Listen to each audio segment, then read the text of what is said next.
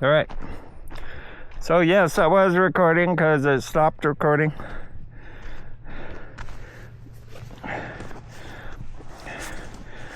So yeah, I had to take a break.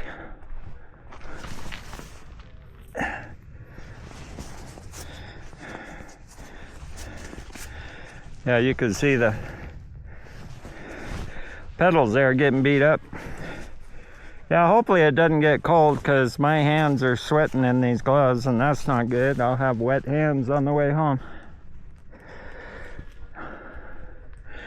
Not as cold as I was thinking it was going to be. I need to bring 2 pairs of gloves so I can, if it's too warm, I can put on the other gloves. Rocks in my shoes. But Crocs actually work really good. I know you're like, you're crazy. They're not the best shoes, you know. If I hit a boulder, totally mess up my toes probably. But they grip really good. Rubber bottoms on the cleats of the pedals. Yeah, your feet don't slip off, I'll tell you that. Let me see, I think I gotta get up here, run out. There you go.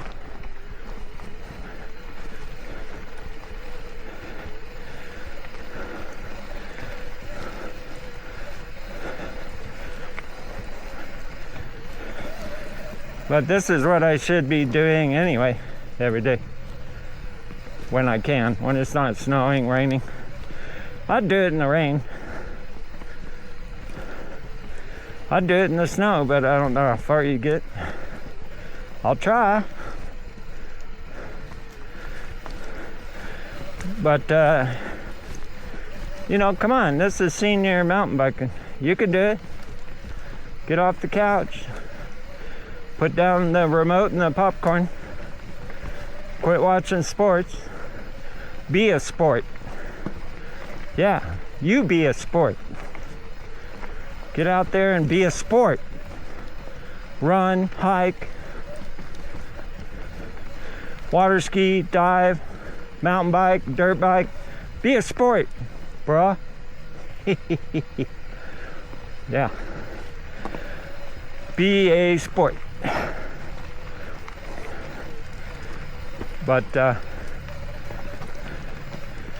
you know, I mean, this would be legit hard on a regular mountain bike like my friend.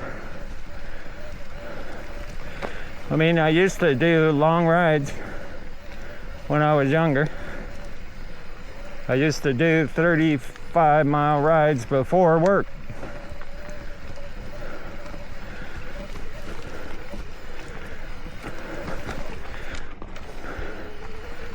You know, and it's gone uphill most of. It's always fun to go downhill. Like if you look up mountain bike videos now, that's what they show you. Trail ride, blah, blah, blah, and it's all downhill. I'm like, how'd you get uphill? Helicopter?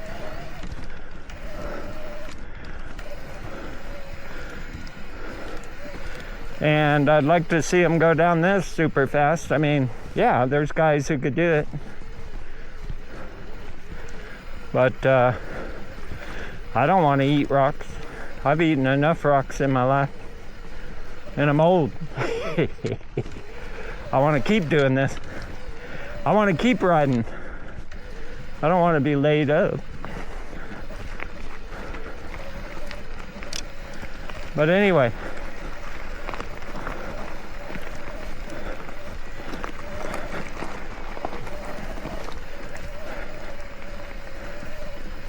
You know, it's just get out here and ride. I'm pretty tunnel vision. I'm just looking at the rocks in front of me. I didn't look around to see if there's any horses or coyotes or cougars stalking me, or probably wouldn't know if a cougar's stalking me. see him running through the bushes.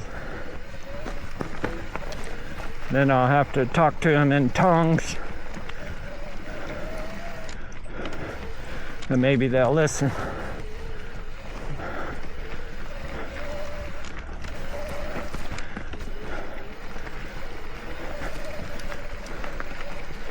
But I tell you what,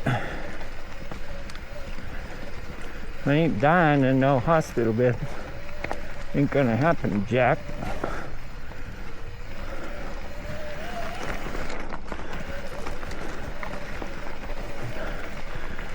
My mama didn't raise no sissy. Just kidding. You're supposed to laugh at that. Anyway, I've been ranting pretty good. Don't know if I talked about anything interesting. I am liking this camera. I don't know if it's a lot different on the video quality on 4K. Like I said, it's a lot harder to get the right camera angle, you know what I'm saying, up and down.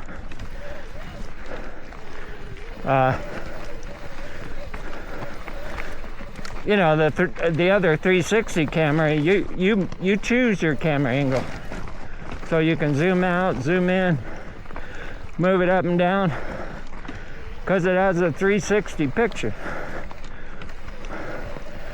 And that makes it easy. You know, it makes it real easy. So I like that. But, you know, I'll be carrying, you know what I'm saying? So I'll be carrying both cameras. I'll probably shoot the other camera most of the time until it gets dusk. And then I'll put this one on to get that awesome night mode.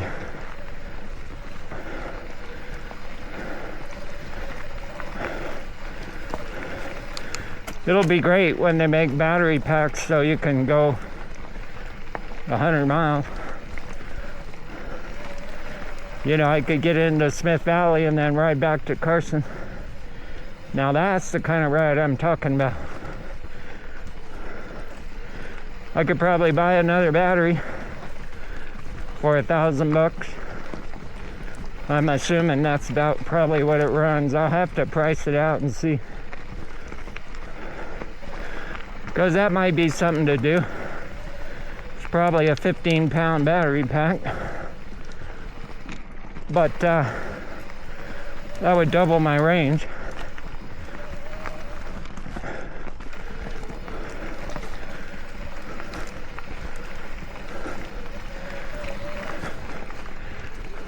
You know, but one of these days I'll strike a chord with somebody on my channel.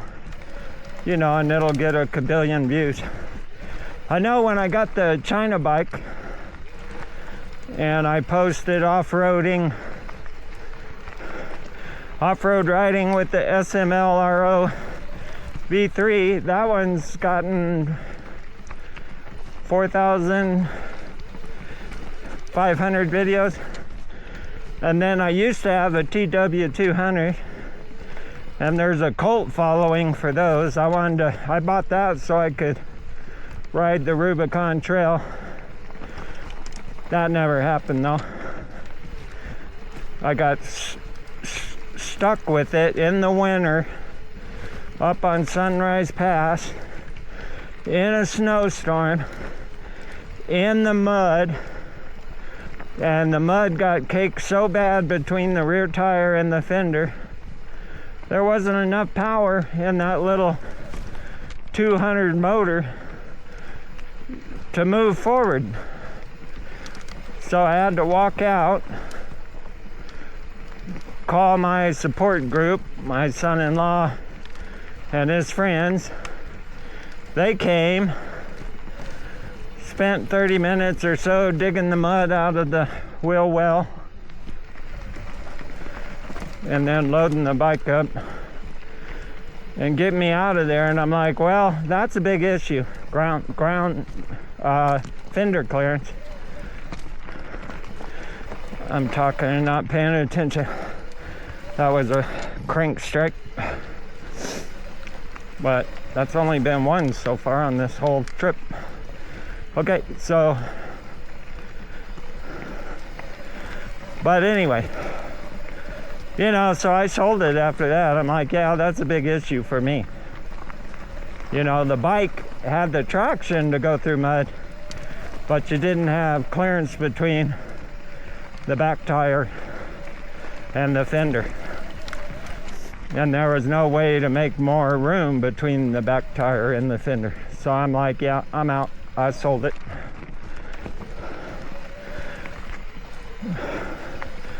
But that little bike, you know, with billy goat stuff, I mean, it was great in El Dorado Canyon.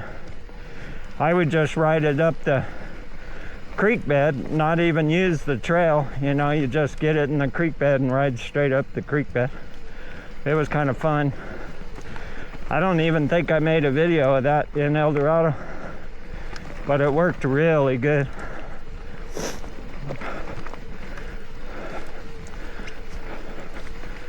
But yeah, if it doesn't work better, you know, I just was like, yeah. I mean, it would have worked fine for Rubicon. That's what I bought it for, but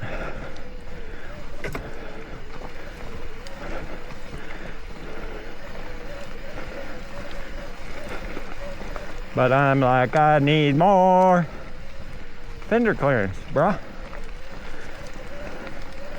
I need more clearance, bro.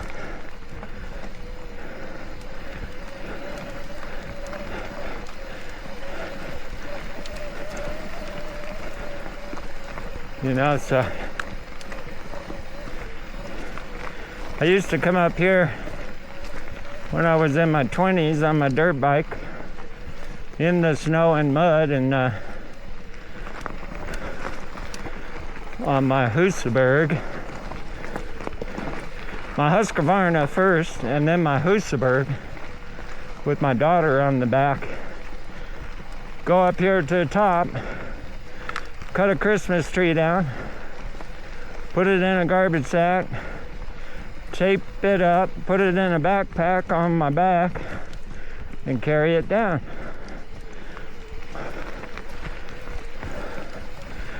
We had a pack of coyotes, or I don't think it was wolves, but we had a pack of coyotes stalking us once. My daughter was kind of small, and they were sizing her up for dinner. I'm like, nah, you ain't gonna do that. I'll choke you out.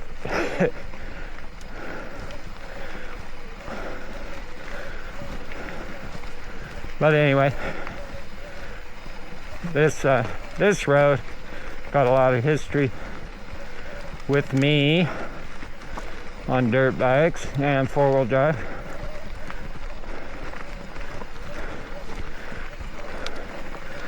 I know this road looks treacherous now, but I drove down this road at 45, 50 miles an hour before in the past. I would just have to say it was a lot smoother back then, as far as I could remember. You know, I did beat up the rims on my truck, but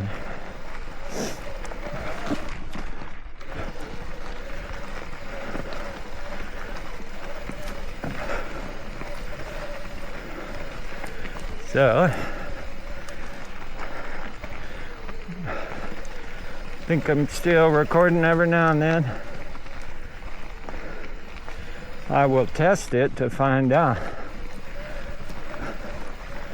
because I just keep ranting and don't even know if the camera quit.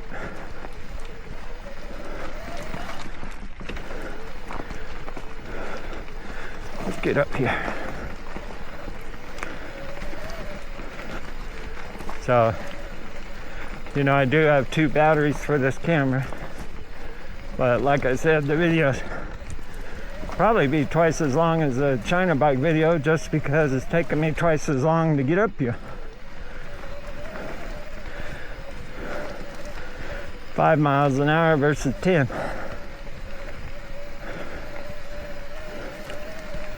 Yep. So maybe I'll turn it off for a while and turn it back on farther up. Stop recording.